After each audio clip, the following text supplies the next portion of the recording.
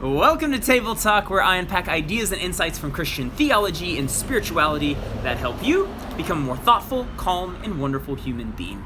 My name is Brett Silford, pastor at the table in Saxe, Texas, and this is part 5 of our series on relational conflict, what to do when relationships meltdown. And today I want to give you basically more thoughts about an idea crystallized by family therapist Edwin Friedman, known as relational triangles. So in my video a few days ago, I talked all about relational triangles, and basically, just a short little summary, they are the tendency that everyone has when they're in conflict to rope in a third person, right? For example, Susie gets offended by Jim. She doesn't talk to Jim because, that's difficult and uncomfortable. And instead, she goes to Rachel. All right, so in my video today, I want to really focus in on how to de-triangle. That is, how to get out of a relational triangle that you find yourself roped into. That way, you no longer have to carry the stress for a relationship you're actually powerless to solve. But before we get there, I want to give you a little footnote, a little freebie. Let me mention that a relational triangle is not always between 3 people. But it can really be between sometimes 2 people and a third thing, often an addiction. So, for example, Susie gets into a fight with Jim, and she's hurting, but it's hard to go to Jim. She doesn't really want to deal with that, and because it's uncomfortable, depressing. And so, what does Susie do? She goes out and gets wasted, or binge watches Netflix for 3 days, or eats her feelings, right? And this is why my beloved professor Frank Green, he said all addiction is avoidance, right? In other words, it's a triangle. There is myself, there are the uncomfortable feelings, right, I have about that person, that situation, that past pain, that emotional trauma, or whatever, and then I run to the third thing, whether it's an affair. All affairs are triangles, right? Or a Krispy Kreme donuts, whatever it is. If you gotta choose, go with the Krispy Kremes, but okay, right? But I run to the third. Okay, so what do you do when you find yourself as the third, right? 2 people are fighting, and they come to you, and you're caught in between them. What do you do when you find yourself being triangled? Because it's painful, right? As the ancient Swahili proverb says, when elephants fight, it's the grass that gets crushed. So how do you stop from getting crushed? I want to give you 3 steps today. Number 1, focus on yourself. Right? Do you find yourself, are you worked up? Are you all angry?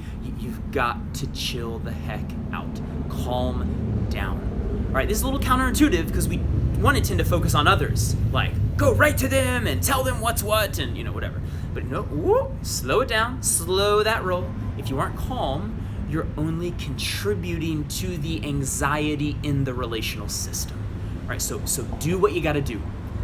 Pray, go for a walk, get in nature, call a support group, attend your support group, whatever you do, you've got to calm down and stop obsessing over them and all their problems, right? And tune in a little bit to yourself.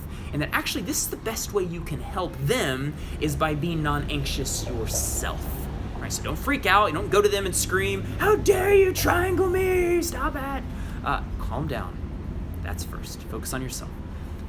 Second, go ahead and now's the time to go to them and redirect them, right? So simply explain that they need to talk with the person they have the problem with. Right? This seems super straightforward and kind of obvious, but it's amazing how blind, A, we can be, not realizing what's happening, or B, they are often blind, right? About the fact that they're coming to you to talk about others. They don't know what they're doing, but they're doing it.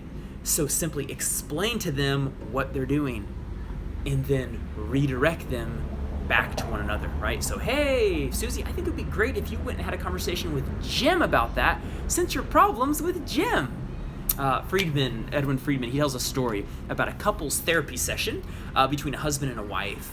And this is a real story. And he's counseling with them, and the husband, he had to step out of the session for a moment, maybe use the restroom or something. So he steps out, and the wife immediately turns to Friedman in a sort of, between you and me tone.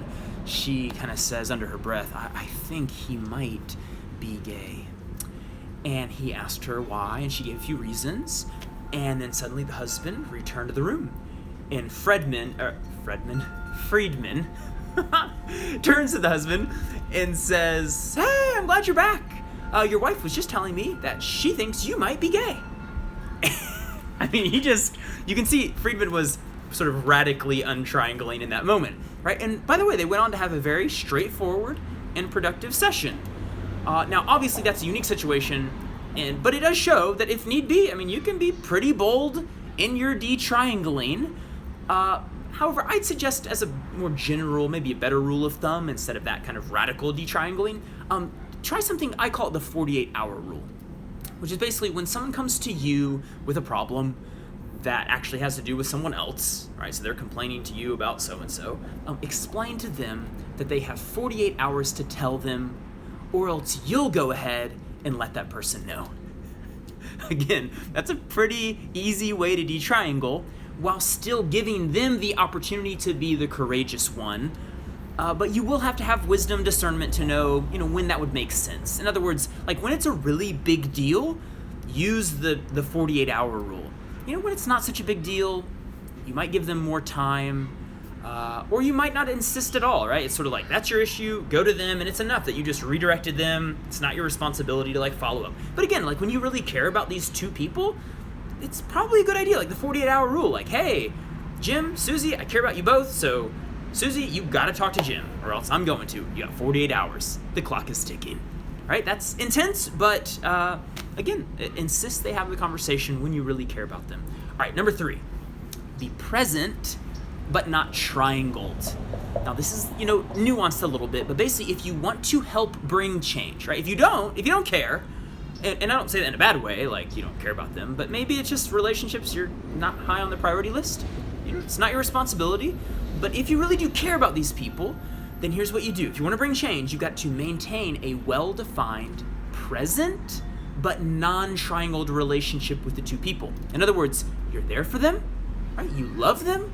You can even listen to them, but when the conversation is no longer A, about them and what they need to own and work through, or B, them perhaps processing about the other so that they can then have a productive conversation with that person, right? Once it's not one of those two things, then you simply refuse that conversation, right? So that doesn't mean you have to cut them off. It doesn't mean you don't answer their calls. It just means you aren't willing to play the triangle game with them. And by the way, this last point, right, again, it's not required of you. I mean, the situation may be A, so toxic, or B, you're just not close enough to them that you're just like, I don't want any part of this. That's okay too, right? But it is a good strategy when you really care about the two people and their relationship with one another. So, okay, that's the 3 steps. Focus on yourself, redirect them, be present but not triangled. Well, that is all for today. If you like this video, please click the like button, comment, subscribe, and share it with a friend. Grace and peace.